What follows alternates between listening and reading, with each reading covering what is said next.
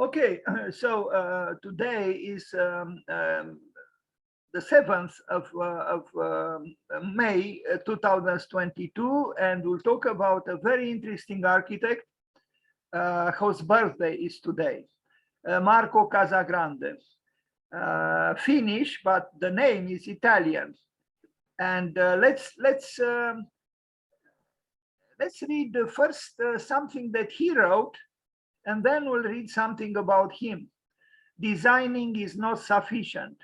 Design should not replace reality. The building must grow out of the location. It must react to its environment. It must be a reflection of life and also be itself. As every other living being, architectural control goes against nature and thus also against architecture. The built human environment is a mediator between human nature and nature itself. To be part of this, man must be weak. Very interesting, no? Very interesting ending. Man must be weak.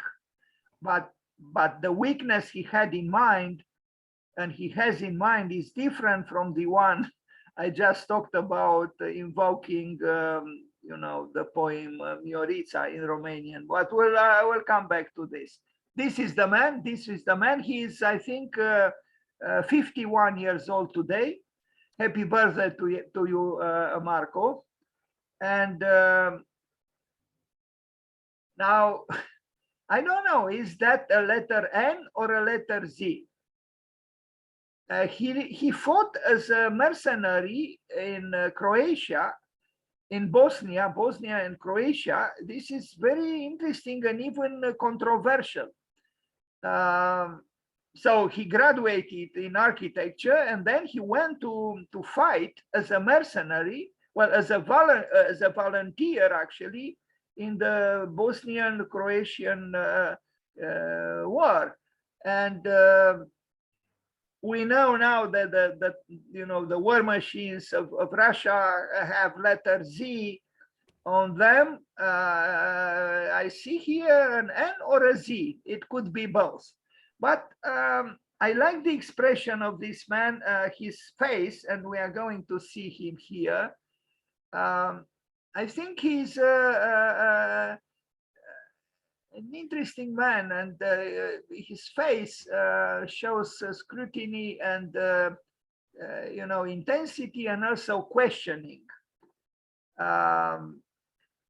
So he is 51 years old today, and I read on Wikipedia that there is actually well, there is a rather famous architect in Finland, because he was born in Finland, who has the same name, Casagrande, and he built buildings and so on. It's not him. I thought initially it was him now, but it says that the cousin of that more famous architect, his son is actually Marco. So they are part of you know, well-to-do family of Italian origins in Finland.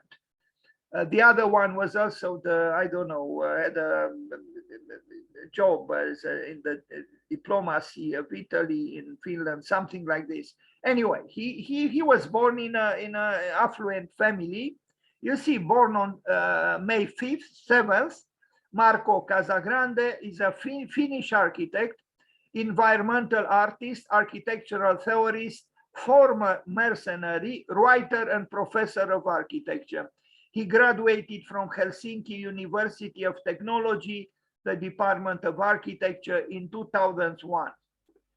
Casagrande was born in Turku in Finland to a well-off Finnish Italian Catholic family.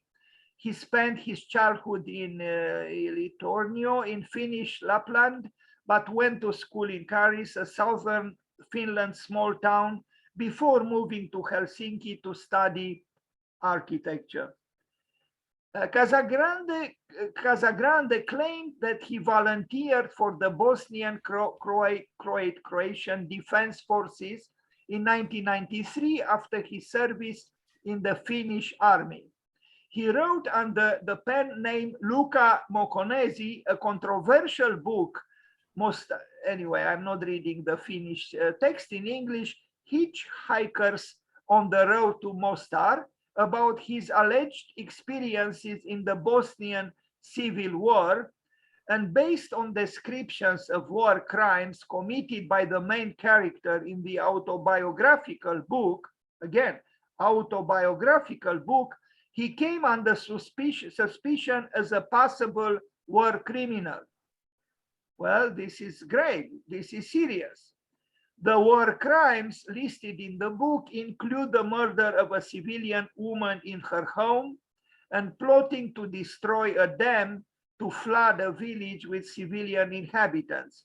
After coming under suspicion, he claimed that the book was in fact a work of fiction. Later, Casagrande has expressed views condemning war crimes from a military perspective.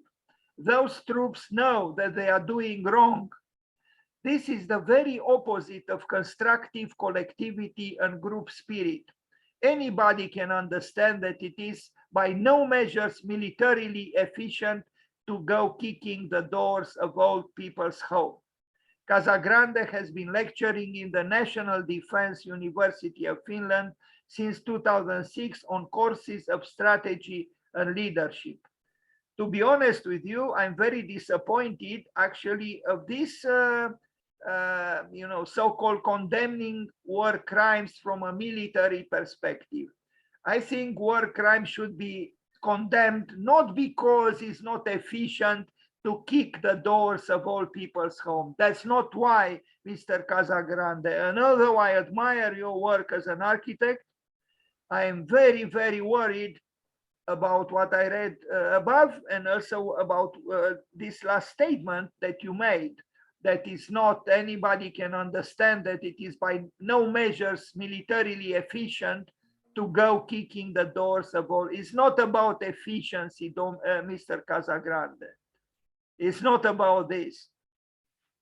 So this is indeed very, very, very serious. In fact, under normal conditions, I should have stopped my presentation right now. But I continue because paradoxically, he was also a promoter of weakness and the promoter of an architecture with which I sympathize. So unless I read that book that he wrote and I know more about him, I am puzzled at this moment. But here there are elements of worry. You know, it's impossible to remain, you know, indifferent to what I read here, and I took this from the Wikipedia page about him.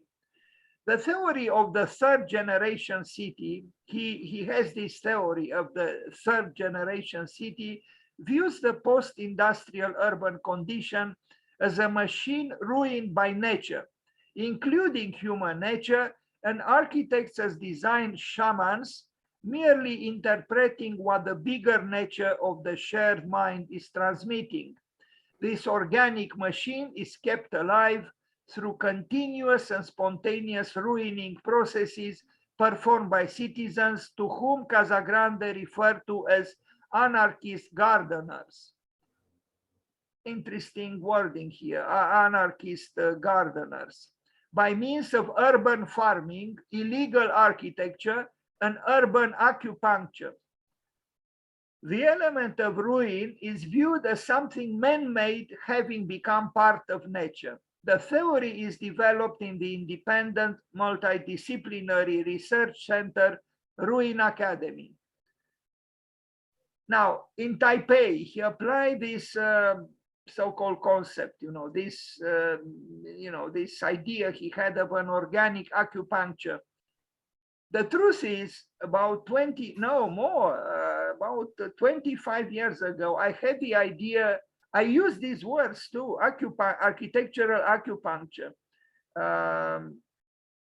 Anyway, I'm not going into detail there, but I was surprised to see that an architect I knew nothing about, and I never talked to, he also thought about this. Acupuncture is used in order to bring health to an ill organism.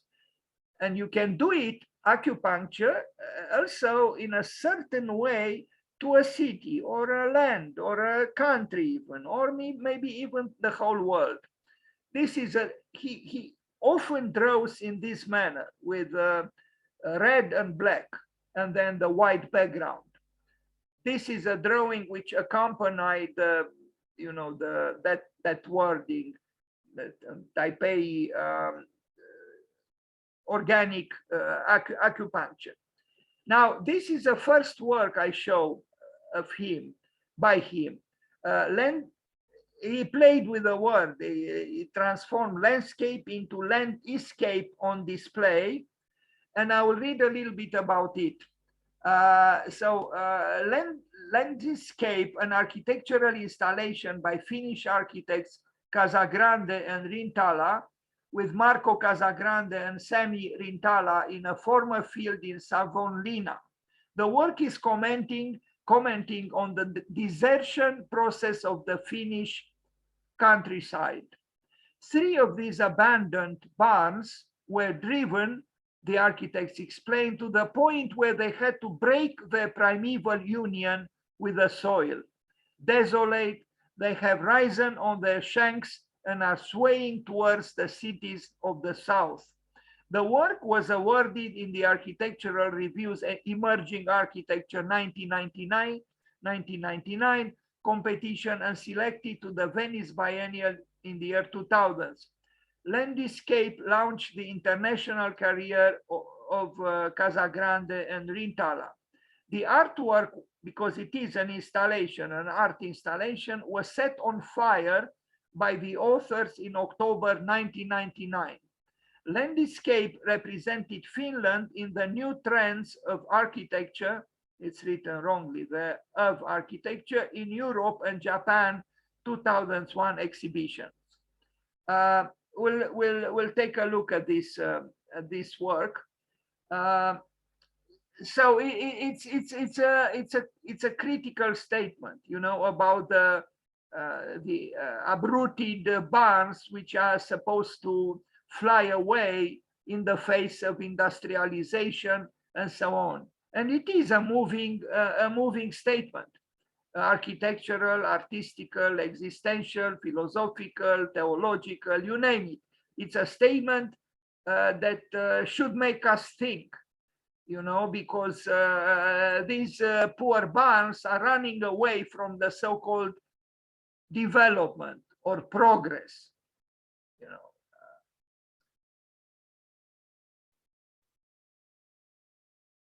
The fragility of architecture and the fragility of tradition is for all to see here. Burning of this work took place in 1999, and here you see 2 pictures. They just burned them, you know, again, it's a statement of despair, almost exasperation.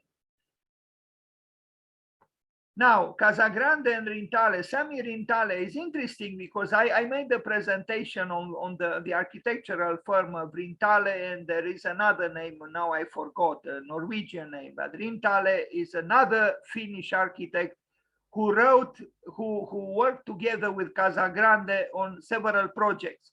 This one is also very interesting, is in Alaska from 2003. It's called Red Room.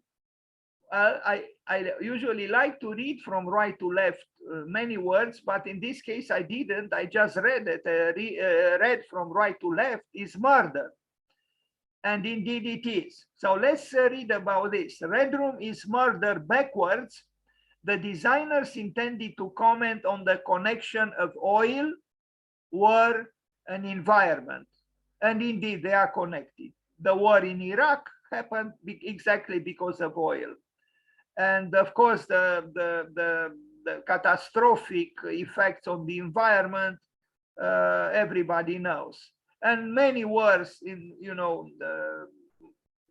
in our proximity in time are connected with exploiting the resources. Some even think that the war in Ukraine is also about resources, you know, oil or something else. So Red Room And actually, it's a nice word. I like the word red room. But when I read it, read backwards means murder. I'm a little bit hesitant now, but I like the word red room. Is an architectonic installation in Anchorage, Alaska, by Finnish architects Casagrande and Rintala. The work was commissioned by Alaska Design Forum. 3 Alaska Railroad oil tanks cut into total 12 pieces and turned into a temple structure opposite the federal building of Anchorage.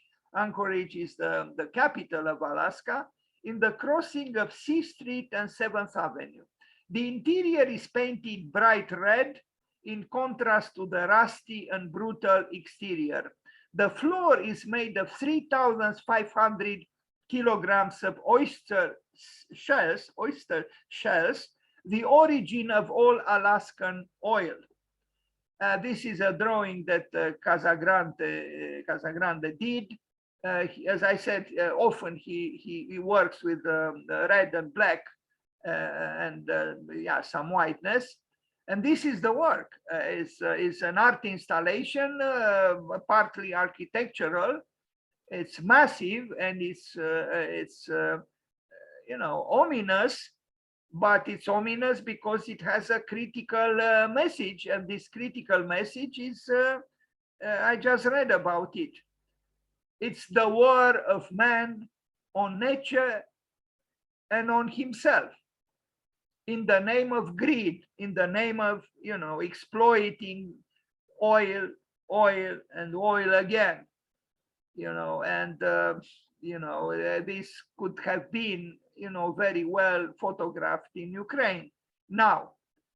But I think they made a powerful statement here. It's an art installation, and I'm surprised that actually it was planted right across the street from the federal building of in the capital of Alaska, Anchorage.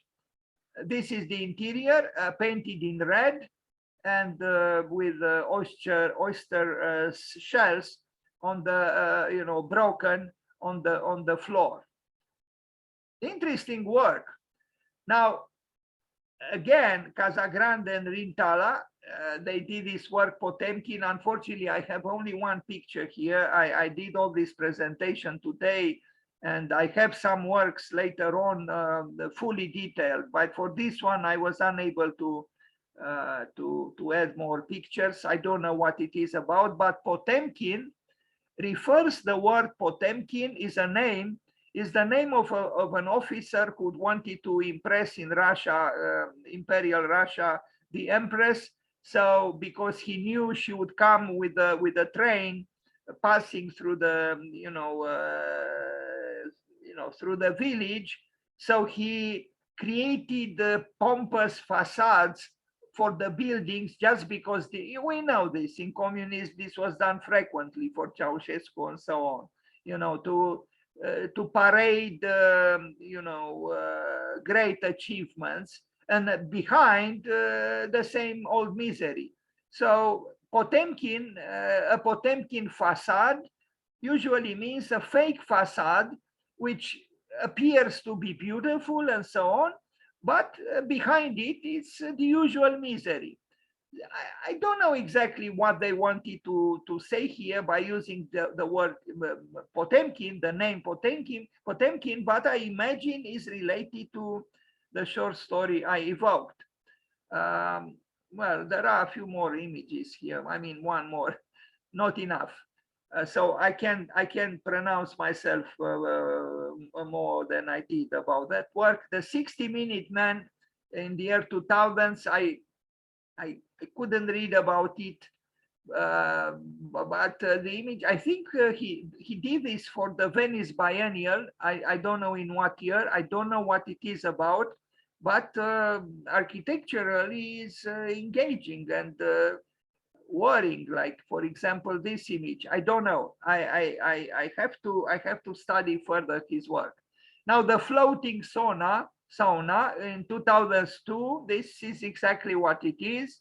It's a serene, little pavilion with a sauna inside, and it's about this. It's about he likes saunas.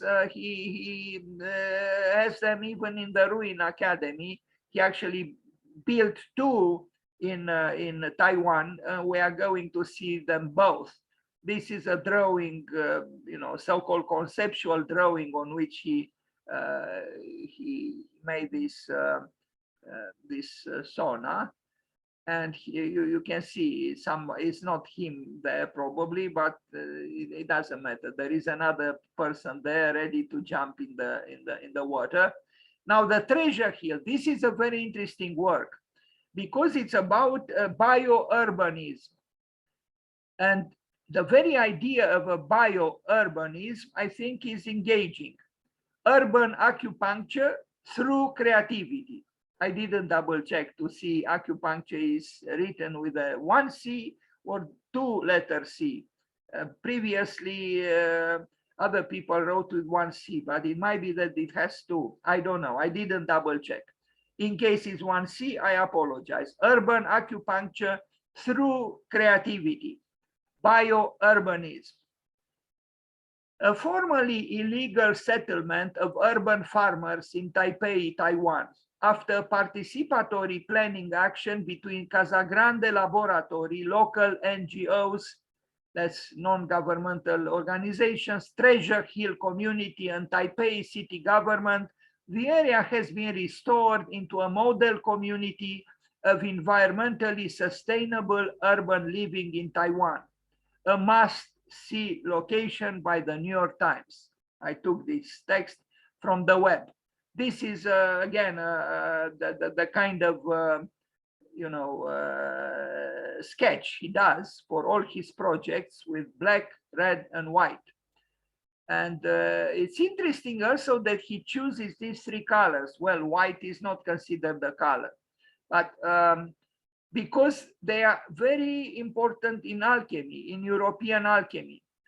Apparently the alchemist in Carl Jung's thinking, I know the information from him, the alchemical process starts with blackness, nigredo, as it is called, then it goes through whiteness, albedo, and in the end it arrives at rubedo, or reddening.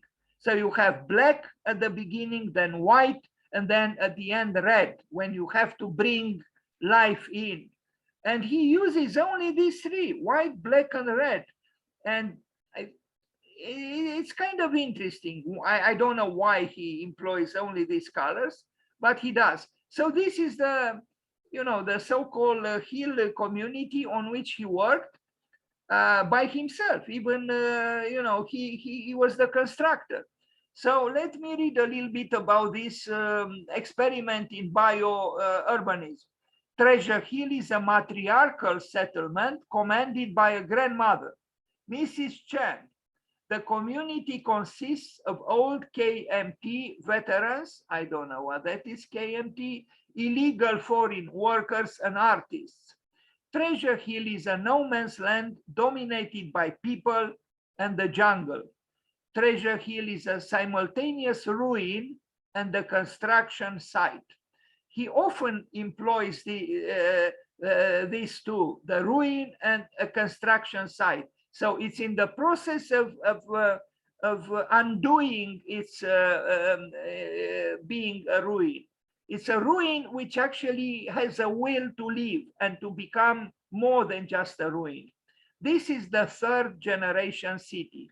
He has this theory about the third generation city, simultaneous ruin and the construction site. The legitimation and restoration process of Treasure Hill is now completed. Some of the old community has moved back and some have moved away. Now the next step is to inject new blood into the hill. The organism is ready and willing to live. Mrs. Chen is still in charge. Casagrande Laboratory, or the C Laboratory, you are going to see a house, a small house he built under this name, C Laboratory. That's him, Casagrande Laboratory, in participatory planning with the Treasure Hill community, local NGOs, and Taipei city government. Location, Taipei, Taiwan. Architect and constructor, Marco Casagrande. And we'll see some pictures of it. You know, is it bad? I don't think so. But this, you could say, is just a detail, a fragment of the building. But I think this man is interested in transforming death into life. And I think a lot of good art does just that. And I think there is hope in the attempt to transform misery into decency, and to transform ugliness into beauty, to transform death into life. And I think this is what he is after. Look, it's back to being alive. When it was, you know, desolate, you know, here, you see here, you know, re-emerging. You know, someone with rhetorical tendencies would say, you know, from the ashes, like the phoenix bird. But the idea, again, the idea is to, you know, you see here his interventions. They are small, they are fragile. You know, a few steps in wood, platform of wood. You know, certain things that mean a new spring, a new beginning, in a way, for this complex of buildings that was falling apart. You see here interventions, small interventions of newness, of, you know, new things, trying to inject life into this cluster of buildings. We see here, you know, I don't know if he built it, but again, it's this attempt to connect with what was before, although it was desolate, and to rejuvenate, you know, to bring, it's really about a resurrection, you know, leaving the grave and saying yes to life, even with small things, you know. And I really think there is relevance in this, because I think this can be done. And I know also at a personal level that, you know, we can use what we have, even if it appears to be in a disastrous state. You can actually, with affection and care, and even with a small budget, you can implement invigorating elements into something that otherwise would be condemned to death. This very project deserves more, you know. Right now, it's just a kind of an aide-memoire with many of his works, or a good number of his works. But the attempt to implement biourbanism, and the attempt to use, you know, organic or urban, or organic urban acupuncture. This is a man who wants to fight for life, and this is a good thing. And now we look at the private house that he built, maybe for the same Mrs. Chen, because I think the name is the same, although in one of the pictures we look at two young people. A very fine building, in my opinion. And let's read a little bit about it. From 2008. The house is realized on an old Japanese cherry farm in the Datun Mountains of North Taiwan. It is designed as a vessel to react on the demanding wind, flooding, and heat conditions on the site. This is the house, a very, you know, you say a very modern house. But it's a sustainable house. Was not an expensive house. It's an original house, and if you ask me, I think it is superior to some good number of buildings by, for example, Peter Zumthor or Francis Kehrer. The house is a stick raised above the ground in order to let the flood waters run under it. The different spaces are connected to a flexible movement within the axis of outdoor and indoor functions. The smaller bathroom and kitchen unit acts as a kicker stabilizing the wooden structure during the frequent typhoons and earthquakes. I don't know what he means by kicker stabilizing, but the bioclimatic architecture is designed to catch the cool breeze from the Datun River during the hot days and to let in the small winds circulating on the side between the freshwater reservoir pond and the farmlands. A fireplace is used during the winter for heating and for cooking tea. In connection with the bathroom, there is a small sauna. I think he loves saunas because in Finland, probably they are very famous and very necessary, perhaps. The house is not strong. This is important. The house is not strong or heavy. It is weak and flexible. It is also not closing the environment out, but designed to give the farmers a needed shelter. This word weak, he actually called his own practice for a while. He changes the name of his practice for some time, and we'll see a work which was done by weak architects. The name of his office at one point was weak. How many architects today would call themselves weak? So look at the interior. You know, it's, in my opinion, is a very fine little house. You know, devoid of ridiculous bourgeois adornments. It's a basic primal house, but it is very well designed. Here it is in its environment. And I think it looks very convincing, both outside and inside. And this, you know, this lumber is used vigorously, and in my opinion, it works. Everything works. Even this unusual thing, you know, with the, you know, the penetration of the wooden floor by the, you know, for exhausting the, you know, fire or the fumes. Here are the, you know, I guess they are the inhabitants of the house playing some game there, comfortably sitting on the floor on two pillows. And, you know, the fire, just like in the buildings by Frank Lloyd Wright, is emphatically, you know, present through what we see here. It's perhaps the only truly rigid or solid constructive element within the house. And I think even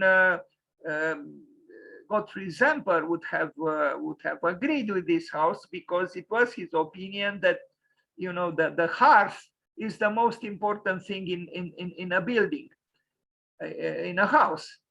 And I like this building. I think it's more creative and even more sensitive from what I read. I couldn't verify, but I am inclined to believe him that he took in consideration the wind, you know, the temperatures outside in the summer, in the winter. In other words, elements having to do with what we call the climate.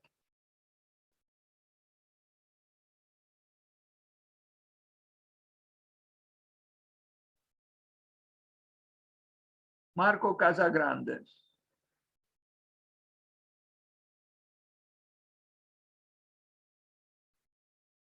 Now, of course, the bourgeois would protest. How could the bourgeois live like this without a piano or without TV or without I don't know what? But I like this house exactly because it doesn't have those. Plus the quality, the architect, the integrity of the structure. You know, you see, it's functional, but he didn't do like Peter Zumthor shelves for the snow, you know, which are ridiculous, absolutely ridiculous. Here you don't see, I mean, yesterday I read about, you know, invitation to superfluousness. But here we don't see much superfluousness, but we see that building that responds to the climate, to the environment, to all the constraints can still be sensitive and interesting, engaging, and probably not very expensive either.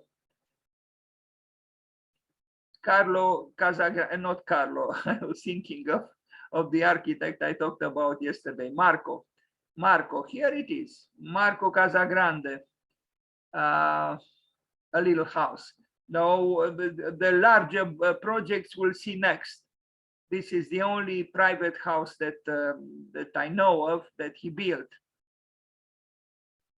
Not bad, in my opinion, not bad at all. We talk about sustainability, but how many architects truly mean what they talk about? This man, I think, did think about what we might call sustainability. This is a house that somehow, being so-called weak, has an inner strength which makes it more valuable and more sustainable than the many that claim sustainability. I think this one is, and is very unusual in a way, aesthetically. It's unique. I mean, how many houses do look like this one? Not too many in my knowledge. Look how its foundation is made. It's born from common sense, so to speak. It's simple. I wouldn't mind at all living in such a house. Okay, so now a few drawings for this house. Where the house is, number 1, and ground floor plan.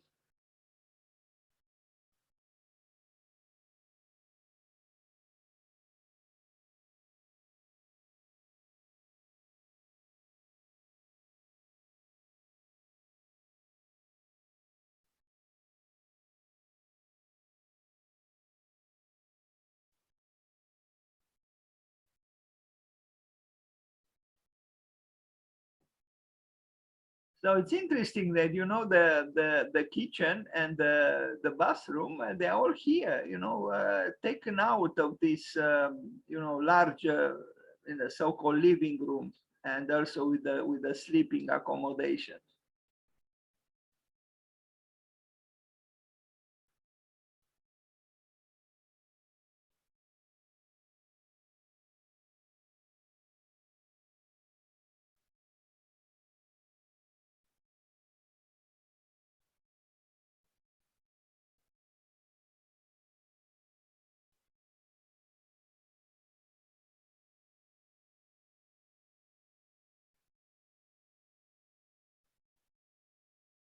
So it's clear, even if you don't know or read anything, here is the hearth, here is the fire. And then, the rectangular building is, or almost rectangular, is around it. Now, this is a very interesting work. And he built it in 2009. He built another one in Belgium. This one is in China, in Shenzhen, but he built one also in Belgium, kind of similar. Let's read a little bit about it. So the bug dome from 2009, inspired by insects, the bug dome is a small sheltered area used during the Shenzhen Biennial for underground bands, poetry reading, and discussions, and after the biennial as an unofficial gathering place for illegal workers from the Chinese countryside. Built on a wasteland of a ruined building site in between the Shenzhen City Hall and an illegal workers camp, the structure is intended to reveal the connection we share with nature. In large scale, if we learn to understand the connection, what the hundreds of millions of hands that are now migrating from the rural China to the modern cities might bring along them, we might be able to ruin the industrial city. we might be able to make the city to be part of nature. That's what he wrote. The design process was painful. We were all ripping the design to all three individual directions, but in the end we gave up and the design became the boss and we learned to listen. Architecture gives the commands and architects listen, explained Marco Casagrande. At that time, there were two other members that made the team called WIC. That was his practice at that time, called WIC. I like it. The building is made of bamboo and was adapted to meet the site-specific conditions. Inside the cocoon, a weak retreat for the modern man to escape from the strength of the exploding urbanism. A small area allows people to come together and the space to share a fire is also provided. A few sketches by him, I guess by him, I don't know. It looks a little bit different, but so it's basketry. That's what it is. You know, it's a woven womb, and look what's behind. I would like to say that this is masculinist work, and this is feminist work, matriarchal. You know, there are two different worlds. This is the world of progress and civilization and assault on nature and on earth and on resources. This is a work which welcomes, you will see the grass, nature growing on it, and look how it became. At the beginning was not like this, but it became like this. And I actually think we need more of this than of this. Now, of course, the so-called progress cannot happen in this way, but it might be that that there is more future, for this kind of attitude than for this one, which is certainly contributing to the depletion of the resources of the earth, to the aggravation of the climate, and so on. So, he is a provocative architect, and he's able to bring his provocations to fruition, meaning to build what he conceived. This was built. Again, those people who say that, I mean, yes, this is maybe a private discussion, but we cannot excuse ourselves continuously that because of communism, this and that, and this and that. This was a communist land. It is part of China, an important city in China. But they welcome experiments like this. Look, it was built in an explosively advancing city, extremely powerful economically, technologically, and yet they welcome experiments of this nature. And we have to appreciate this, that they build something like this. Of course, the budget was not big, and it didn't have to be big. As opposed to these buildings here, this one shows a different world, a different mentality. It's a different understanding of being on the earth than what we see here. And I like its stance very much. Here he is with maybe his, you saw there was that text written by 3 people, maybe his collaborators in the WIC office. So Marco Casagrande and his 2 partners. There is an issue with fire, meaning, but fire was, Gottfried Semper was right, was the beginning of architecture. And the first house was built around the fire, which had to be protected. Some sketches by him, I imagine by him, I don't have the proof because he usually draws with red, black, and white. Here he is as a younger man. He doesn't look here like a 51 years old man. Interesting, because this man had, it has Italian blood, so to speak, in him, as, his ancestors were Italian, but he does look, it does look somehow Finnish, or anyway from the north, which means that the environment you are born in does change you a little bit, maybe more than a little bit. Anyway, so this is the woven work, the bug building. Now we look at the one in Belgium, the sandworm from 2012, which is also basketry done with willow, willow in Romanian, salcie. Sandworm is an organic structure space creature realized on the dunes of the Van Duin coastline in Belgium. The 45 meters long and 10 meters wide and high installation moves freely in between architecture and environmental art and is constructed entirely out of willow, salcie, following the local knowledge of a continuing interaction between work and environment. Casagrande worked hard with his team of young architects and local experts for 4 weeks in order to create something that he describes as weak architecture. Again, weak architecture. A human-made structure that wishes to become part of nature through flexibility and organic presence. Here it is. Maybe this construction, this architecture, this building finds a more appropriate place in a matriarchal society than in a patriarchal one.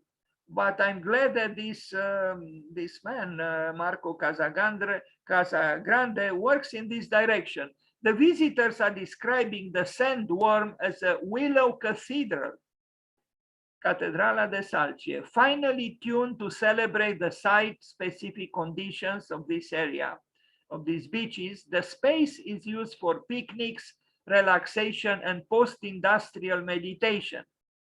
And here it is. And yes, I think the wording, wick or willow cathedral is appropriate. Was it how it was called? Well, yes, a willow cathedral. A very sensitive work, and indeed, showing something else. Inside the sandworm, you are greeted by a natural spectacle of light and shadow. I was amazed. This person, Peter Bryan, wrote, "How can you create such beauty with such simple natural materials?" The artist believes that architectural control goes against nature and thus also against architecture. The built human environment is a mediator between human nature and nature itself. To be part of this, man must be weak. To the Finnish artist and architect, he graduated from an architecture school, Marco Casagrande, designing is not sufficient. Design should not replace reality. The building must grow out of the location. It must react to its environment. It must be a reflection of life and also be itself as every other living being. Yeah, I think it's not bad. It's not bad, and it has spirit. It's no wonder the word cathedral was invoked.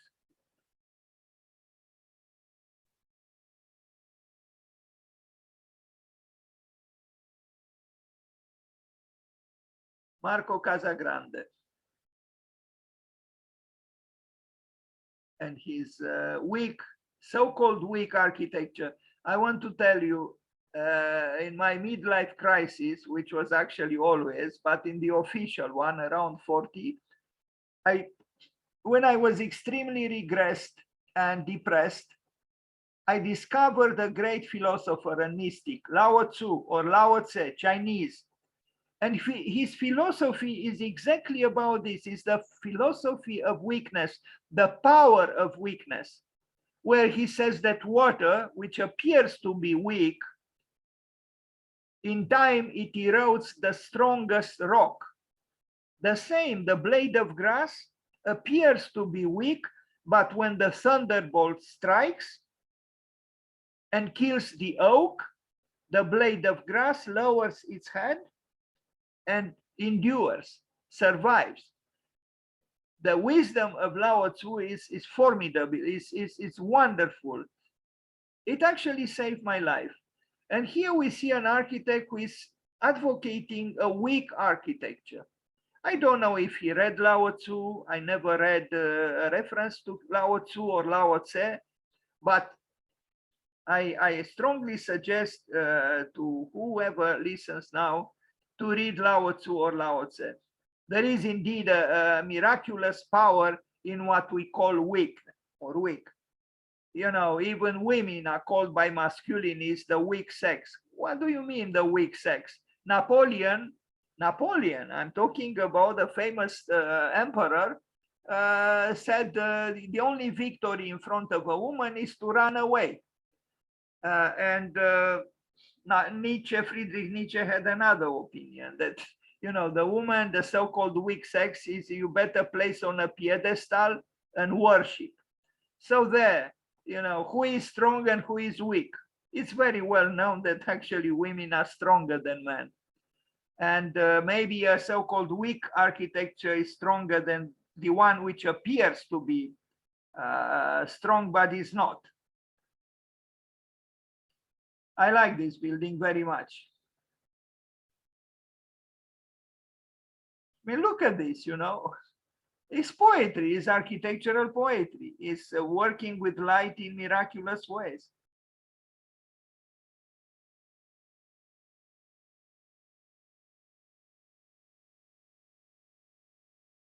And indeed, it is woven.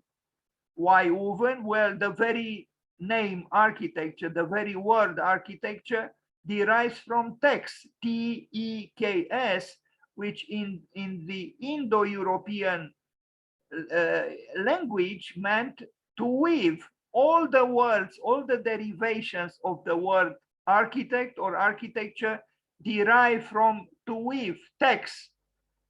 Unfortunately, the word architect or architecture have the most important part of the word, not at the beginning, but at the end, texture. That comes from text, which means to weave. And that's exactly what is here. This is a woven structure. And I think it's very poetical. It stands. It's very economical. It was not expensive. It's sustainable through and through. And it doesn't irritate the climate or nature at all. You can take countless very interesting pictures like this one inside the cathedral, the Willow Cathedral. I myself did a good number of years ago called La Cathédrale de l'Herbe, the Cathedral of Grass. I do have sympathies through for the works of Marco Casagrande. And we'll see two schools of architecture that he founded that are remarkable. In my opinion, they are the most innovative, if they are to be called schools, in a way, they are anti-schools in the world now. So you see in the plan, here is the, you know, the Willow Cathedral. Now the Ruin Academy. He built two, well, built them. He employed already existing structures that were in a state of ruin, that were abandoned or whatever, and he infused new life into them. Let's read a little bit about it. The Ruin Academy is an independent crossover architectural research center in the urban core area of Taipei, Taiwan. The academy is run in cooperation between the Finland-based Casagrande Laboratory and Taiwanese JUT Foundation for Arts and Architecture. Ruin Academy is set to rethink the industrial city and the modern man in a box. It organizes workshops and courses for various Taiwanese and international universities, including the National Taiwan University Department of Sociology, Tam Kang University Department of Architecture, Alvar Aalto University Sustainable Global Technology Center and Helsinki University of Arts and Design Department and Environmental Art. The research and design tasks move freely in between architecture, urban design, environmental art, and other disciplines of art and science within the general framework of built human environment. The Ruin Academy occupies an abandoned 5-story apartment building in central Taipei. All the interior walls of the building and all the windows are removed in order to grow bamboo and vegetables inside the house. The professors and students are sleeping and working in mahogany-made ad hoc dormitories and have a public sauna in the 5th floor. All the building is penetrated with 6 inches, about 15 centimeters in diameter holes in order to let rain inside. Can you imagine? Let's read again because it sounds unbelievable. All the building is penetrated with 6 inches holes in order to let rain inside. The academy is viewed as an example or fragment of the 3rd generation city, the organic ruin of the industrial city. Without his ruins, man is just a common ape. This is what I guess he said. This is a section through the building. You see the holes, the 6 inches holes that penetrate the building. Well, you know, at the top, we don't see much penetration except here. So I guess not too much rain is actually going inside the building, but they are also on the elevation of the building. We are going to see the Ruin Academy locates in Taipei in an abandoned apartment block turned into a compost of the modern city. Compost as the future topsoil, he said. And now we look at interior pictures of this building. I guess the students and the professors live together in this ad hoc interior design. It's fine. You don't need, you know, an extensive project with signature and stamps and so on it. You know, you can do many things ad hoc. The Ruin Academy does not rely on design, not on design, but hooks onto the local knowledge of the Taipei Basin and reacts on this.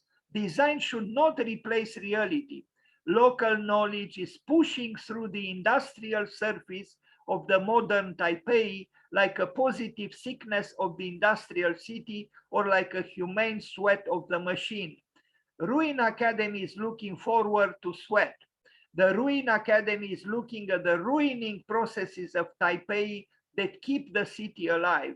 Taipei is growing the 3rd generation city, a real reality way beyond the industrial nonsense. He is confrontational, he's polemical. You know, maybe he's working in the direction of that primitive future that Su Fujimoto wrote about. You see here the holes, you know, 6 inches in diameter, you know, about 15 centimeters in diameter. The Ruin Academy operates with Taipei as the urban case study and with various smaller projects in Taiwan in order to determine the elements of the 3rd generation city. Our students, operators, are not volunteers. They are called constructor gardeners. We want to farm a city and treat it with urban acupuncture, tuning the city towards the organic. Taipei is a no man's land being dominated by the official industrialism and the anarchy of the jungle. Ruin Academy joins the urban farmers. In grandmothers we trust. This is beautiful, really. This short phrase, in grandmothers we trust, I think it's beautiful. I really is. I think this is a memorable, you know, short phrase. In grandmothers we trust, saying yes to matriarchy. The Ruin Academy occupies an abandoned 5-story apartment building. With this we know, the academy is a constantly changing mixture of a ruin and a construction site. Here is someone enjoying the sauna. The Ruin Academy is focused in the research of the third generation city, the ruin of the industrial city. The research is done in collaboration with some Taiwanese and Finnish universities, groups and individuals, with the academy acting as a base camp for a series of workshops and individual works. We are a voluntary refugee camp within the architecture community. I love this. I try to do the same here. That's what I try to do. A refugee camp within the architecture community. Architecture moving freely in between environment, art, urban design, sociology, and other disciplines of art and science. Maybe better call built human environment instead of architecture or urban design, or just human environment. The 3G city is an organic matrix of nature mixed with human construction. The balance of dominating the no man's land is ever changing. Local knowledge knows this. It is light on the surface, but with solid roots. A city sweating humanity and constantly wiping the sweat away. The architectural control is in a process of giving up in order to let nature to step in. So far, it is not giving up. It is too lazy. Architectural control will be given up. Modernism is lost and the industrial machine will become organic. This happens in Taipei, and this is what we study. Ruin Academy is an organic machine. And some images again from the interior. How many schools of architecture look like this? But you saw he doesn't use the word architecture. He would rather use a more complex, because it's not just about architecture. But he, again, just like in the case of that complex of houses on the hill, you can see that he's bringing in nature, and he's, plants, he's bringing in a certain level of organization, even if ad hoc organization, there is a high level of spontaneity here, but interesting things happen. Maybe you'll say dangerous things happen with that fire there, which comes from the floor, but I'm sure they took care of, so no, dramatic things happen. Here is a musician playing her instrument inside the space. He's a visionary, he had the visions. He advocates weak architecture. He's fighting the industrial city. He's fighting for the third generation city. He has urban concerns. He's not just an architect, he's also an urbanist, an environmentalist, and he tries to, bring hope to a, tired and tiring humanity, which only thinks about money, and time is money, when in fact is not so. Imagine, here two students playing chess, and here a professor trying to sleep and being unable to sleep because the students maybe talk while they play chess. I'm just fantasizing, but as we read, professors and students live and work in the same place, and this is what is happening also in Ciudad Abierta. In Chile, where the precepts of Heidegger are employed almost literally, building, thinking, dwelling, not necessarily in this order. You could say dwelling, thinking, building, and so on. The idea to unite life with education, life, to live and work in the same place, and a place which is continuously changing. It's alive. It's like an organism. It's a creature. And look, with unusual details, so to speak, bringing in plants, bringing in flowers, bringing in leaves. And you see here the breaking of the facade with these, openings, 6 inches wide, into the other. Otherwise, you can tell this was an abandoned building, and all of a sudden, well, I don't know if all of a sudden, it became the Ruin Academy. This is what the artist and the architect is supposed to do. They are supposed to transform Thanatos into Eros, death into life. And his drawings, you know, he show it, because that redness represents life, you know, represents Eros, represents red blood, meaning you know, vitality, the vitality of life.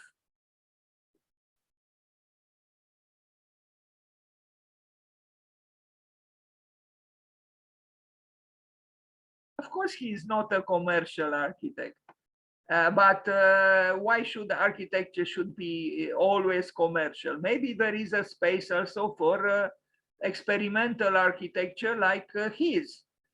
Obviously, he has some success, and I don't show here all his works. I will just show another one, but also a beautiful forest temple that he built. Again, in a very unusual and so-called weak way. It's also interesting that he replaces the color green with the color red, because here all the plants are drawn with red. But even though literally is not correct, symbolically it is, because you know, anything that is alive is essentially red, even if factually is green. Plus, you know, even the plants which are green and they grow towards light, they are inspired, so to speak, by the sun, which is red. So, you know, redness is implicit. Plus, I would say any architecture, even the so-called green architecture, in its essence is red, because it's based on, you know, human artifacts, is based on human work. Is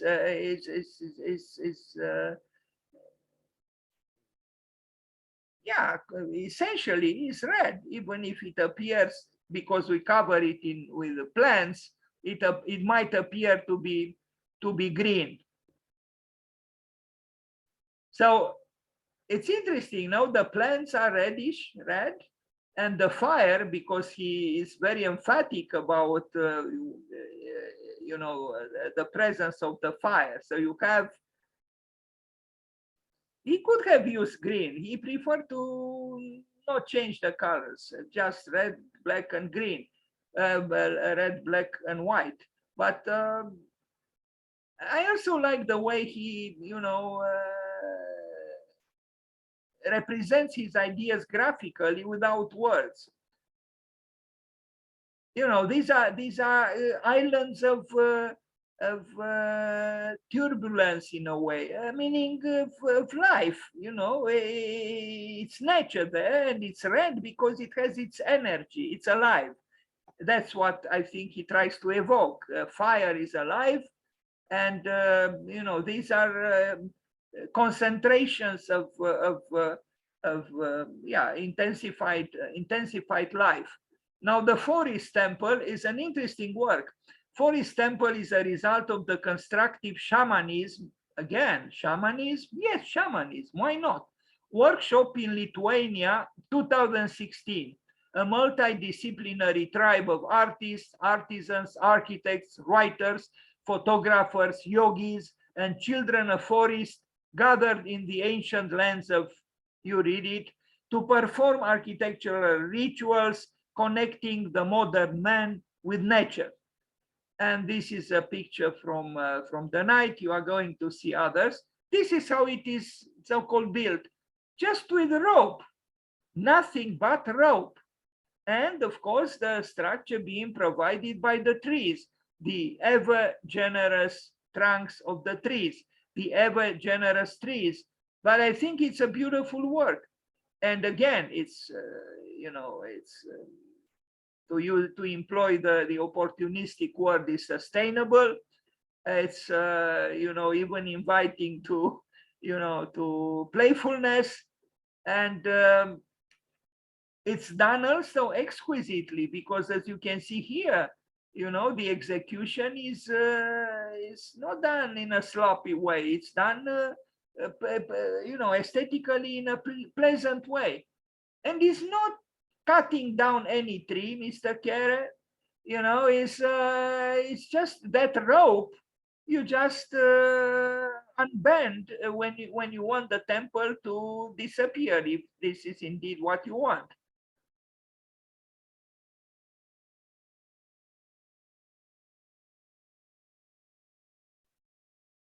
The child enjoys it. I mean, how many children enjoy temples? Not too many, but this one they do, because, I mean, even the workers, you know, the architect usually doesn't think about the worker, you know. We only want to do a design that's exciting, and we don't care about the worker having no pleasure in because there is no creativity involved. He just erects whatever is drawn on the working drawings. Here, the builders, which are probably, you know, his own acquaintances and friends, it is an adventure. That's what I'm trying to say. They were pioneers. They built it. This is him here, actually, you know, working with his own hands, his own arms, you know, to build the temple. How many architects today? We think that all architecture is about standing, sitting in front of a drafting board and drawing with a T-square and a rectangle, or more recently, but not too recently, for a few tens of years, with a mouse, with a computer. How many architects actually go down on the building site and build with their own hands? They don't even think about it. But this, of course, this man enjoys what he does and enjoyed what he did, because it's creative through and through, not just the conception, the drawing, but also the execution. And look at this. I'm very sorry, Mr. Tadawando, but this is better than some of your buildings in the same tiring concrete, which also pollutes. This one doesn't pollute anything. And it's, if I can say, immensely inexpensive. And it just needs, you know, imagination and a little bit of work and, you know, playfulness. And it functions. It functions. It's a place of magic almost, you know, done with the simplest means, with rope and nothing but rope. Yes, I would call it a temple. And these people do, who gather there, and you see it's rather spacious. You know, there is room. There was room here for a certain number of people who gathered around the fire. Again, you might say they are pagans. Maybe they are. What's wrong with the pagans? There was spirituality before Christianity too. And in fact, you know, some of the beliefs of the pre-Christians showed up in Christianity. You know, for example, what does the you know, Easter have to do with a rabbit? What was the connection between the rabbit and Jesus? Well, there is only one explanation. The rabbit is very prolific, and spring means a new life. The egg also, the symbolism of the egg relates to the same thing, the arrival of spring, a new life. That's what an egg means. So, you know, if this is pagan, it doesn't mean it's less spiritual. It's a different kind of spirituality. But I would say that maybe if we believe in nature, and if we love nature, maybe we could also say what Frank Lloyd Wright said, that when he was asked, do you believe in God? And Frank Lloyd Wright said, I do, but I spell it nature. So look at the builder, look at the constructor. There are two actually, and you see them here, you know, throwing the ropes from one to the other. In its simplicity, I think it's beautiful. And here is a sketch with a fire again, the eternal fire in the center. Rubedo. And now I think this is the last work I show today, the Taitung Ruin Academy from 2014. He did, I guess they have 2 buildings, maybe they have more. I only discovered material about 2 of them. This is the second one. The Ruin Academy is set up in an abandoned Japanese-Taiwanese sugar factory in Taitung, Taiwan, in order to take further the biourbanist research of the 3rd generation city. The core of the Ruin Academy is located in the evaporator tanks area of the factory, where it will gradually grow to occupy the whole sugar factory. The core offers multifunctional research and educational spaces for Ruin Academy workshops and studios, backed up by extensive community gardening and wild nature inside the factory. This is, you know, the sketch, the so-called conceptual sketch. And you see, he's playful, you know, the way he drew these little people here going towards at a different scale, of course, because good works do not have to be a so-called scale, objective scale. And it's an animated, spirited drawing. And this is the spirit of what they did. So the roof above the gardens has been removed in selective points in order to let rain inside. He seems to be insistent in this direction, to let rain inside. This makes me recall the beautiful parts of that beautiful movie by Andrei Tarkovsky, Nostalgia, which he made in Italy, where a so-called madman, but who was much wiser than most people, was living in a place with a broken roof. But then even Mircea Eliade said, briser le toit de ta maison, break the roof of your house. Why did he say so? Because if the roof is broken, you are forced in a way to consider the vertical dimension of life, to connect, to put it maybe rhetorically, with God, vertically. That rain that comes down on you through the holes of your roof respiritualizes you, or gives you a chance to reconsider what truly matters in life. I know the bourgeois would protest. So the roof above was removed in selective points in order to let rain inside. In this case also, because there were plants underneath. Additionally, the existing roofs and rainwater channels are being used for harvesting rainwater into water tanks for irrigation. All the floors are covered by wood or earth. One can walk barefoot inside the organic machine. Now, water rain harvesting, but that's exactly what Kenneth Frampton wrote me about 2 years ago, when he said, you know, the future will belong to rain harvesting and urban agriculture. So this man is pointing in the same direction, that we cannot continue to exploit resources of a limited earth, and we better change certain things. So harvesting rainwater might not be a bad thing at all.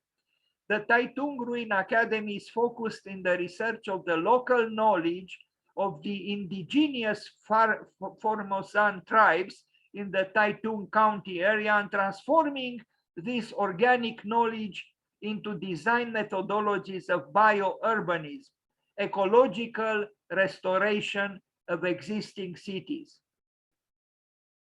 The indigenous communities are still living in a continuous close connection with nature and are resisting the industrial control of the modern man. This biological connection of man and nature will be reintroduced to the industrial city as a decisive step towards the 3rd generation city, the organic ruin of the industrial city, an organic machine. Ruin is when man-made has become part of nature. And here are some images from this unusual enterprise, architectonic and otherwise, the Ruin Academy. I have to say it looks much more magical than any school of architecture I was in.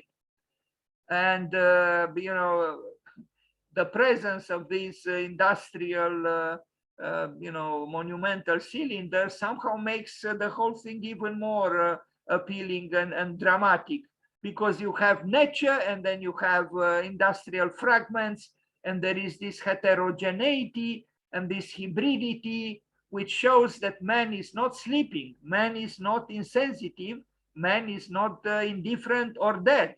Man is alive and creative and wants new ways of being in the world for himself and the others. Again, how many schools of architecture look like this in the world? I know of none other. And it's all because of this man, Marco Casagrande. Bravo to him. We need courageous people, and we need people of vision, and we need people who have the audacity to push forward. Doesn't matter the discouragements of society or the industrial city or the deadly indifference of so many others. He creates something.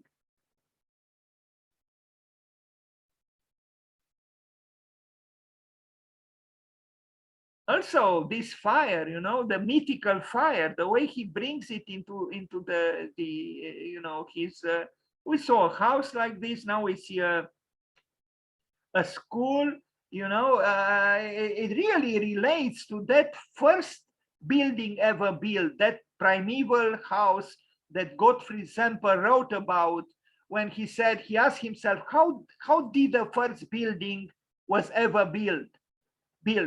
And he said, well, some fishermen and some hunters came to in the evening back from work, and they gathered around the fire because they had that fire, but they didn't yet have a home. And they understood it is vital to protect the fire. But how to do it? They didn't have tools to cut down trees. So they just took some vegetal materials, some plant materials from bushes and from trees, and began to weave them. And that's how they created the first wall, some panels with which they protected the fire vertically around it. Then they understood they would have to elevate a little bit the fire, so to be on a platform to protect it from animals and floods and so on. They did so, and then they created the charpente and the roofing to protect the whole thing from the top. That was, in Gottfried Semper's opinion, the beginning of architecture, the first house or construction or building that was ever built. And I see here, you know, I feel the smell of those roots of the art of building. Somehow, in his fight against the industrial city, Marco Casagrande is bringing back the very beginnings in a way. Interesting work. And I like this picture very much, because I think if we deprive architecture of spirit and magic, what do we get? Not much. Here we see some kind of a, I don't know, a mystic, monk, samurai, you know, contemplating the source of it all, that is fire. Heraclitus was right. Fire is the father of all things.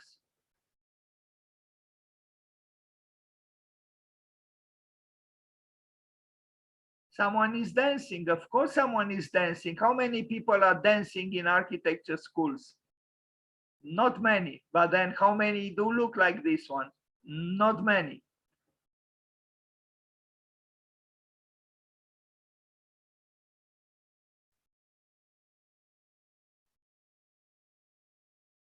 And I think we arrived at the end. Again, the red fire is flowing towards us. And this is the sketch I think I began with for the Ruin Academy.